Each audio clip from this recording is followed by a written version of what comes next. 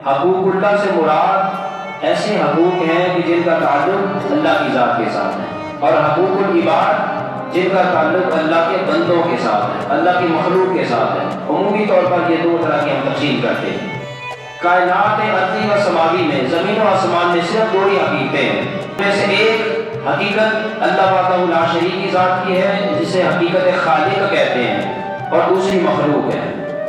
ساری کائنات کے اندر دو حقیقتیں ہیں، ایک خالق اور دوسری اس کی مخلوق۔ خالق جو ہے وہ فقط اللہ وحدہ لا شریک کی ذات ہے، اور اس کے سوا جو کچھ بھی ہے وہ سارے کا سارا اللہ کی مخلوق کے ذمرے میں آتا ہے۔ قرآن مجید قرآن رشید کی سورہ طٰہٰ، اس میں اللہ فرماتا ہے ان کل من فی السماوات والارض الا آتِ الرحمن عبدا، کہ جو کچھ بھی کائنات میں پایا جاتا ہے زمین و آسمان میں، سارے کے سارے کی حقیقت اس رحمان کی نگاہ میں، اس رحمان کی بارگاہ میں عبد کی حیثیت ہے۔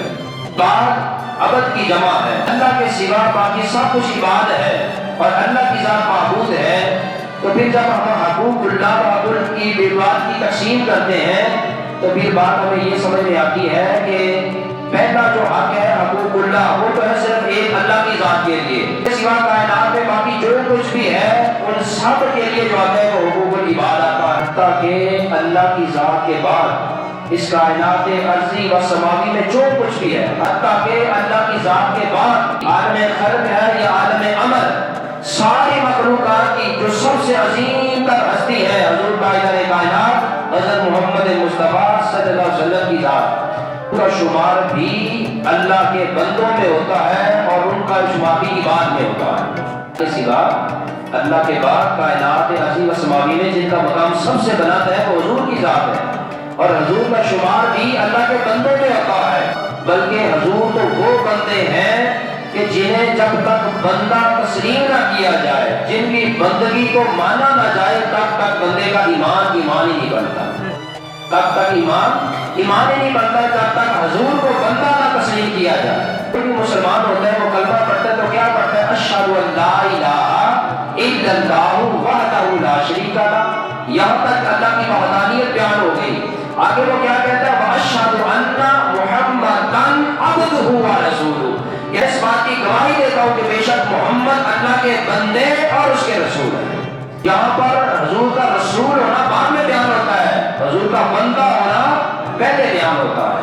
اللہ کی ذات کے بعد حضور کے سوا کائنات میں کسی کا مقام اتنا بلند نہیں جتنا حضور کا ہے۔ بعد از خدا بزرگ کوئی کسا مختصر، سب سے عظیم ہستی ہیں، ان کا شمار بھی بندوں میں ہوتا ہے، عبد میں ہوتا ہے۔ تو حاضرین یہ متشمل بڑی لطیف بات اب عرض کرنے لگا ہوں۔ میں نے ابتدا میں یہ عرض کیا کہ دو حقیقتیں ہیں، ایک خالق ہے باقی مخلوق ہے، اور حقوق اللہ جو ہے وہ اللہ کے حقوق ہے اور حقوق العباد بندوں کے حقوق ہیں۔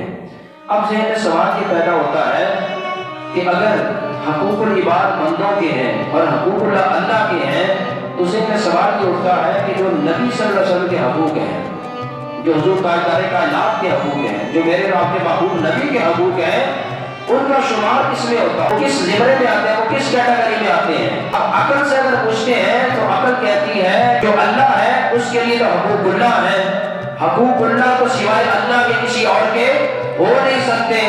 تو حضور چونکہ وہ خدا نہیں ہے، وہ مصطفیٰ ہے، وہ اللہ نہیں ہے، وہ رسول اللہ ہے۔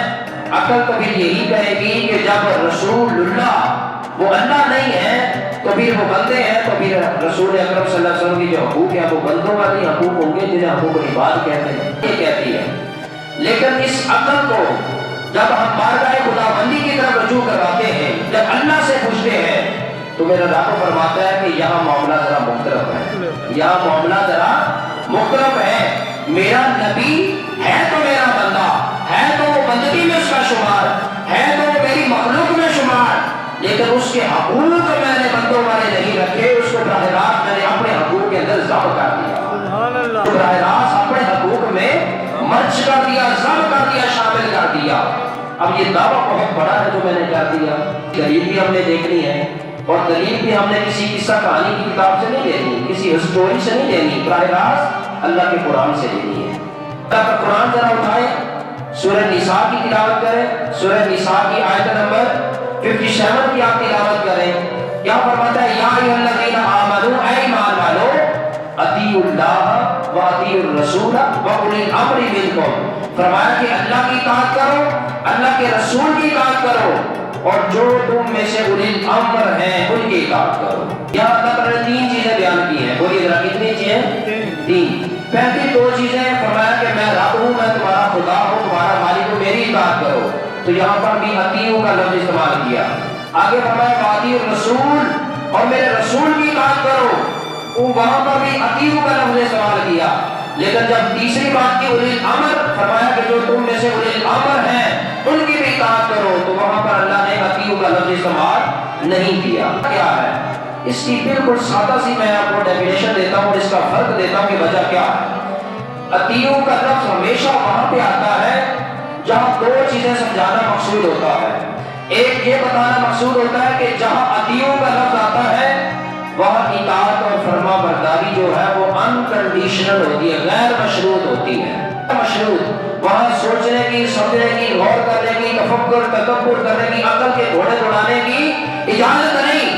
جب اللہ نے فرمایا کہ میں رب ہوں تمہارا، میری اطاعت کرو، تو جب اللہ نے فرمایا کہ میری اطاعت کرو، تب اللہ کی اطاعت وہ غیر مشروط ہے، انکنڈیشنل۔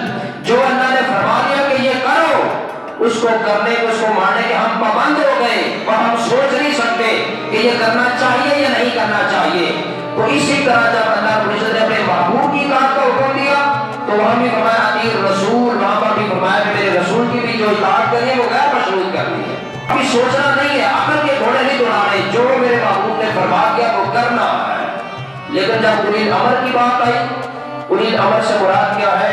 صاحبان اقتدار۔ اولاد کے لیے ماں باپ اولی الامر ہے، شاگرد کے لیے استاد اولی الامر ہے، مرید کے لیے اس کا شیخ اولی الامر ہے۔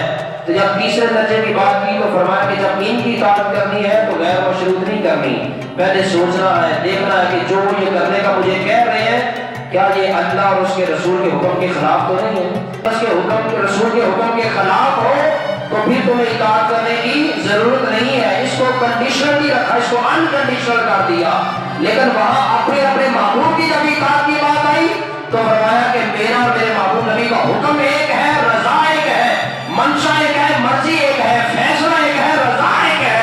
لہذا ہم دونوں کو ایک کر کے مانو۔ تیسرے طبقے کی بات آئے تو وہاں غور کرو، اگر ہم دونوں میں سے کسی ایک کی خلاف ورزی ہو تو پھر حکم ماننے کی کوئی اجازت نہیں ہے۔ پھر 22ویں پارے میں جائیں تو وہاں اللہ نے فرمایا وَمَن يُطِعِ اللَّهَ وَالرَّسُولَ، اللہ کی اطاعت کرو، اور آگے فرما دیا کہ رسول کی بھی اطاعت کرو۔ وہاں لفظ اطیع بھی ہٹا دیا، صرف واو لگا کر فرما دیا کہ جیسے اللہ کی اطاعت کرنی ہے ویسے ہی رسول اللہ کی اطاعت کرنی ہے۔